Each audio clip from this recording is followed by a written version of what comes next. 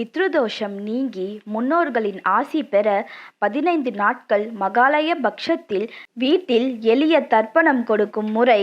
15 நாட்களும் கொடுக்க முடியாதவர்கள் மகாபரணி அன்று தர்ப்பணம் கொடுக்கும் வழிபாட்டு முறை போன்ற தகவல்களை இந்த பதிவில் பார்க்கலாம். வழிபாடு குறித்த உங்களது கேள்விகளையும் சந்தேகங்களையும் கமெண்ட்ஸில் பதிவு செய்யவும். வீடியோக்குள்ள போறதுக்கு முன்னாடி மறக்காம எங்க சேனலை சப்ஸ்கிரைப் பண்ணிட்டு பெல் ஐக்கானை பிரஸ் பண்ணிடுங்க. எங்க வீடியோஸ் உங்களுக்கு பிடிச்சிருந்தா ஃப்ரெண்ட்ஸ் அண்ட் ஃபேமிலிக்கு ஷேர் பண்ணுங்க. மேலும் எதை பற்றிய ஆன்மீக தகவல்களை அறிய விரும்புகிறீர்கள் என்று கமெண்ட் பண்ணுங்க. மகாலய பக்ஷம் என்பது ஒவ்வொரு வருடமும் நம்முடைய மறைந்த முன்னோர்களுக்காக 15 நாட்கள் கடைபிடிக்கும் விரதமாகும். தை அமாவாசை, ஆடி அமாவாசை ஆகியவற்றை விட மகாலய பக்ஷ காலம் முன்னோர்களுக்கு திதி கொடுப்பதற்கு மிகவும் சிறந்தது. வருடத்தில் மற்ற மாதங்களில் வரும் அமாவாசை அன்று முன்னோரை நினைத்து தர்ப்பணம் செய்வோம். அவர்கள் மறைந்த தமிழ் மாதத்தில் வரும் திதியில் சிராத்தம் முதலியவை செய்வோம். ஆனால் மகாலயபக்ஷ காலத்தில் பிரதமை துவங்கி அமாவாசை வரை தினமும் தர்ப்பணம் செய்ய வேண்டும். பித்ருக்களின் ஆராதனைக்கு மகாலயம் என்று பெயர். மகாலயம் என்றால் பெரிய கூட்டம் என்று பொருள். பக்ஷம் என்றால் 15 நாட்கள். மறைந்த நம் முன்னோர்கள் அனைவரும் நம் இல்லத்தில் கூடும் நேரமே மகாலய பக்ஷ நேரமாகும். இந்த காலம் முன்னோர்கள் நம்மோடு தங்கியிருக்கும் காலம் என சொல்லப்படுகின்றது. மகாலய பக்ஷம் என்பது ஆவணி மாத பௌர்ணமிக்கு மறுநாள் பிரதமை திதியில் துவங்கி புரட்டாசி மாதம் வரும் மகாலய அமாவாசை வரை நீடிக்கும் 15 நாட்களாகும். பித்ருலோகத்தில் இருந்து நம்மை காண வரப்போகும் நம்முடைய முன்னோர்களை எப்படி வரவேற்பது? பொதுவாக நம் முன்னோர்களுக்கு அமாவாசை தினத்தன்று எள்ளும் தண்ணீரும் கொடுத்து தர்ப்பணம் செய்ய வேண்டும். எள்ளும் தண்ணீரும் பித்ருக்களுக்கு மிகவும் பிடித்தது. எள் என்பதை வடமொழியில் திலன் என்று கூறுவார்கள். விஷ்ணுவிலிருந்து விஷ்ணு பகவானின் அம்சமாக தோன்றியது எள். இந்த 15 நாட்களும் பித்ரு தர்ப்பணம் செய்ய ஏற்ற நாட்கள். இந்த வருடம் மகாலய பக்ஷ காலம் 15 நாட்கள். செப்டம்பர் 18ஆம் தேதி தொடங்கி அக்டோபர் 2ஆம் தேதி மகாலய அமாவாசையுடன் முடிவடைகிறது. பொதுவாக ஒவ்வொரு அமாவாசை அன்றும் நாம் விடும் தர்ப்பணம் யமதர்மராஜனின் கைகளுக்கு சென்று அவர் நம் முன்னோர்களை அழைத்து அவர்களிடம் ஒப்படைப்பாராம். மகாலய பக்ஷ ஆரம்பிக்கும் நாளன்று நம் முன்னோர்களை அவரவர்கள் விருப்பமான இடத்திற்கு சென்று வரும்படி அனுமதிப்பார்களாம். அப்படி நம் முன்னோர்களுக்கு விருப்பமான இடம் நம் இல்லம்தானே. எனவே அவர்கள் மகாலய பக்ஷமான 15 நாட்களும் நம் இல்லத்திற்கு வந்து இருப்பதாக நம்பிக்கை. இந்த 15 நாட்களும் முன்னோர்கள் பித்ருலோகத்தில் இருந்து பூலோகம் வந்து நம்மிடையே தங்கும் புண்ணிய தினங்களாக கருதப்படுகின்றது. எனவே இந்த 15 நாட்களும் முன்னோர் வழிபாடே பிரதானம். ஸ்ரீமன் நாராயணர் ராம அவதாரத்திலும் கிருஷ்ண அவதாரத்திலும் பிதுர் பூஜை செய்து முன்னோர்களை வழிபாடு செய்துள்ளதாக புராணங்கள் கூறுகின்றது. ஒவ்வொரு மாதமும் அமாவாசை முதலான முக்கிய நாள்களில் அவரவர் வீடுகளுக்கு பித்ருக்கள் வந்து வாசற்படிக்கு முன் நின்று தங்களின் சந்ததியினர் அளிக்கும் உபசாரங்களை ஏற்று ஆசிர்வதித்து செல்கிறார்கள். ஏதாவது ஒரு காரணத்திற்காக ஒருவேளை தர்ப்பணம் செய்யாமல் விட்டால் அவர்கள் மன வருத்தம் அடைந்து அது சாபமாக மாறி நம்மை பாதிப்பதாக சாஸ்திரங்கள் சொல்கின்றது. யாருக்கெல்லாம் தர்ப்பணம் கொடுக்கலாம்? தாய், தாத்தா, கொள்ளு தாத்தா, தாயார், பாட்டி, கொள்ளு பாட்டி, தாய் வழி தாத்தா, பாட்டி என 3 தலைமுறையினருக்கு கொடுக்கலாம். நம் குடும்பத்தில் இருந்த அனைத்து முன்னோர்களையும் அப்போது நினைவு கூற வேண்டும்.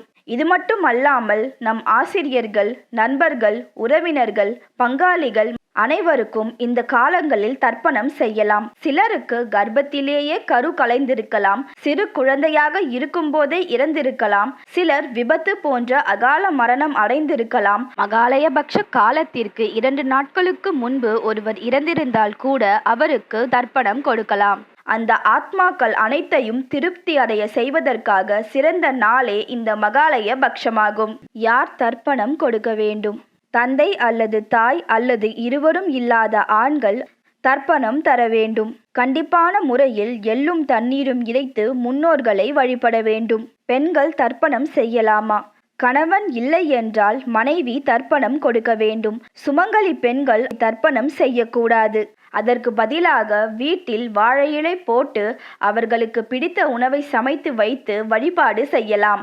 வழிபடும் முறை: இந்த 15 நாட்களும் நம் வசிப்பிடத்தை நாம் சுத்தமாக வைத்திருந்து நம் முன்னோர்களை வணங்கி வந்தால் நம் வாழ்க்கையில் வறுமை நீங்கி விருத்தியடையும். தர்ப்பணம் கொடுக்க ராமேஸ்வரம், கன்னியாகுமரி போன்ற கடலொட்டி இருக்கும் ஆலயங்கள், புனித நதிக்கரைகள் மற்றும் தர்ப்பணம் கொடுக்க சிறந்த ஆலயமாக இருக்கும் அவிநாசி, சிவகாசி, தென்காசி, விருதாச்சலம், வாரணாசி போன்ற புனித தலங்களில் தர்ப்பணங்கள் கொடுக்கலாம்.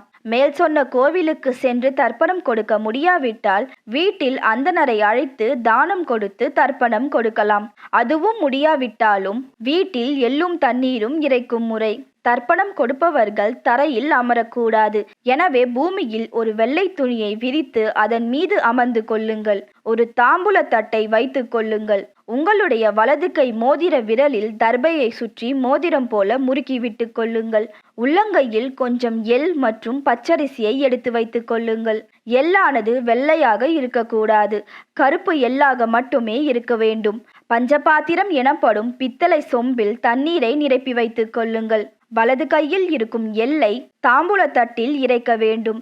இறைக்கும் எள்ளானது உங்களுடைய வலது கை கட்டை விரல் மற்றும் ஆள்காட்டி விரலுக்கு இடையே வழிந்து செல்லுமாறு சாய்த்து கொள்ளுங்கள். வலது கையால் பஞ்சபாத்திரத்தில் இருக்கும் தண்ணீரை எடுத்து எள்ளையும் தண்ணீரையும் சேர்த்து இறையுங்கள். இறைத்து முடித்த பிறகு கையை அதிலேயே நன்கு கழுவி கொள்ளுங்கள். ஒரு எள் கூட கைகளில் ஒட்டி இருக்கக்கூடாது. நீங்கள் யாருக்கு தர்ப்பணம் கொடுக்கிறீர்களோ அவர்கள் பெயரை சொல்லிக் கொள்ளுங்கள். பெயர் தெரியவில்லை என்றால் என்னுடைய முன்னோர்கள் அனைவருக்கும் என்று சொல்லிக் கொள்ளுங்கள். பின்பு அகத்தியர் அருளிய பித்ரு தர்ப்பண மந்திரமான மெய்யில் விளங்கும் ஜோதி மெய்யுணர்ந்த மேல் நீத்தார் மனம் குளிர வார்த்த எல் நீர் ஏற்று மனம் குளிர்வீர் மனம் குளிர்வீர் மனம் குளிர்வீர் என்று சொல்லிக் கொள்ளுங்கள். இவ்வாறு செய்யும் போது காசி விஸ்வநாதரை வணங்கிக் கொள்ள வேண்டும். பின்னர் தர்பையை அவிழ்த்து அதிலேயே போட்டு நீர்நிலைகளில் கரைத்துவிட வேண்டும். உங்கள் வீட்டுக்கு அருகில் இருக்கும் ஏரி, குளம், கிணறு போன்ற ஏதாவது ஒரு இடங்களில் அதனை கொண்டு சென்று கரைத்து விடுவது நல்லது. தர்ப்பணம் செய்ய உகந்த நேரம் காலை சூரிய உதயத்திற்கு பின்பு 6 மணிக்கு மேல் மதியம் 1 மணிக்குள். ராகுகால யமகண்ட நேரத்தை தவிர்த்து தர்ப்பணம் கொடுக்கலாம். தர்ப்பணம் செய்பவர்கள் தினமும் வீட்டில் தர்ப்பணம் செய்த பிறகுதான் பூஜை அறையில் விளக்கேற்றி வழிபட்டு அன்றாட பணிகளை தொடங்க வேண்டும். மகாலய பக்ஷ 15 நாட்களும் முன்னோர் ஆராதனையை தினமும் செய்ய வேண்டும் என்பது நம்முடைய கடமை. அப்படி ஒருவேளை நம்மால் 15 நாட்களும் தர்ப்பணம் செய்ய முடியாத பட்சத்தில் ஒரு நாளாவது முன்னோர்களை ஆராதனை செய்ய வேண்டும். தர்ப்பணம் செய்து வணங்க வேண்டும். அதிலும் குறிப்பாக பரணி நட்சத்திரம் வரும் நாளில் செய்யலாம். ஏன் பரணி நட்சத்திரத்தன்று செய்ய வேண்டும் என்றால் பரணி நட்சத்திரத்தின் அதி தேவதையாக விளங்கக்கூடியவர் யமதர்மராஜா. இந்த யமதர்மராஜா தான் நம் முன்னோர்களின் காவல் தெய்வம். எனவே மகா பரணி அன்று வழிபட்டால் 15 நாட்களும் தர்ப்பணம் கொடுத்த பலனை பெறலாம். இந்த வருடம் 15 நாட்கள் மகாலயபக்ஷ காலத்தில் மகாபரணி இந்த ஆண்டு செப்டம்பர் 21ஆம் தேதி சனிக்கிழமையன்று வருகின்றது. பரணி நட்சத்திரம் செப்டம்பர் 21ஆம் தேதி சனிக்கிழமை காலை 8:04 மணிக்கு தொடங்கி செப்டம்பர் 22ஆம் தேதி ஞாயிற்றுக்கிழமை காலை 6:42 மணிக்கு முடிவடைகிறது. இந்த மகாலயபக்ஷ 15 நாட்களும் ஒவ்வொரு திதியில் தர்ப்பணம் கொடுத்தால் ஒவ்வொரு சிறப்பு இருக்கின்றது. அவை பிரதமை திதி பணம் சேரும், த்விதியை திதி ஒழுக்கமான குழந்தைகள் பிறக்கும், திருதியை திதி நினைத்தது நிறைவேறும், சதுர்த்தி பகைவர்களிடமிருந்து தப்பித்தல், பஞ்சமி சொத்துக்கள் சேரும், சஷ்டி புகழ் வந்து சேரும், சப்தமி பதவி பெறலாம், அஷ்டமி சமயோசித புத்தி பெறலாம், நவமி பெண் குழந்தைகள் பிறக்கும், திருமண தடை நீங்கும், தசமி நீண்ட நாள் ஆசை நிறைவேறும், ஏகாதசி கல்வி கலை வளர்ச்சி விளையாட்டில் திறன் சிறக்கும், துவாதசி நகைகள் ஆடைகள் சேரும், திரையோதசி விவசாயம் செழிக்கும், பசுக்கள் விருத்தியாகும், ஆயுள் ஆரோக்கியம் கூடும், சதுர்தசி பாவம் நீங்கி தலைமுறைகளுக்கும் நன்மை சேரும். மகாலய அமாவாசையன்று தர்ப்பணம் கொடுப்பதால் மேல் சொன்ன அத்தனை பலன்களும் முழுமையாக கிடைக்கும். இந்த 15 நாட்களும் மாலையில் வீட்டில் நல்லெண்ணெய் விளக்கேற்றி வழிபட வேண்டும். குறிப்பாக நம் முன்னோர்களின் படத்திற்கு எதிரே விளக்கேற்ற வேண்டும். வாசலில் ஒரு விளக்கை ஏற்றி வைக்கலாம். முன்னோர் படங்களுக்கு பூக்களால் அலங்காரம் செய்து வழிபட வேண்டும். தினமும் மாலை கோவிலுக்கு சென்று தீபம் ஏற்றி வழிபட்டால் சிறப்பு. மகாலய பக்ஷத்தில் பித்ருலோகத்தில் இருந்து நம்மை தேடி வரும் முன்னோர்களுக்கு நாம் தர்ப்பணம் கொடுத்து அவர்களின் பசியை போக்குவதோடு பசியோடு இருக்கும் ஏழை மக்களுக்கு உணவு கொடுப்பதால் நம்முடைய பல தலைமுறைக்கும் பசியின்றி உணவு கிடைக்கும் என்று புராணங்கள் கூறுகின்றது. ஏழைகள், இல்லாதோர், இயலாதோருக்கு அன்னதானம், வஸ்திரதானம் செய்து நாம் செய்த பாவங்கள், கர்ம வினைகள், தீவினைகள் அனைத்தையும் போக்கி வாழ்வில் புண்ணியத்தை சேர்க்கும் என்பது நம்பிக்கை. தண்ணீர் கூட தானமாக தரலாம். இதில் மிகவும் முக்கியமானது அன்னதானம்தான். பசுவிற்கு அகத்திக்கீரையும் வாழைப்பழமும் தானமாக கொடுக்க வேண்டும். மகாலய பக்ஷ காலத்தில் முடிவு தினமான மகாலய அமாவாசை அன்று பித்ரு தர்ப்பணம் செய்தால் தலைமுறைக்கும் தொடரும் சர்வ பாவங்களும் நீங்கி பித்ரு தோஷங்களெல்லாம் விலகி வாழ்வில் மகிழ்ச்சியும் நிம்மதியும் செழிக்கும். பலன்கள்: நமது மூதாதையர்களின் அருளாசி நம்மை காக்கும் கவசமாகும். பித்ருக்களின் ஆசீர்வாதம் மட்டும் இருந்தாலே போதும், எத்தகைய தடையையும் தாண்டி வெற்றியடையலாம். சுபகாரிய தடை, மகப்பேறில் தடை, தொடரும் விபத்துக்கள், தீராத நோய் இவற்றுக்கெல்லாம் பித்ரு தோஷமும் ஒரு முக்கிய காரணமாகும். பித்ருதோஷம் நீங்க மகாலய புண்ணிய காலத்தில் விரதமிருந்து நம்முடைய வீடு தேடி வரும் முன்னோர்களுக்கு தர்ப்பணம் செய்து அவர்களின் ஆசியை பெற்றுக்கொள்ளலாம். எனவே மகாலய பக்ஷம் எனும் இந்த அரிய சந்தர்ப்பத்தை நழுவ விடாமல் இருந்தால் லாபம் நமக்கு மட்டுமல்ல,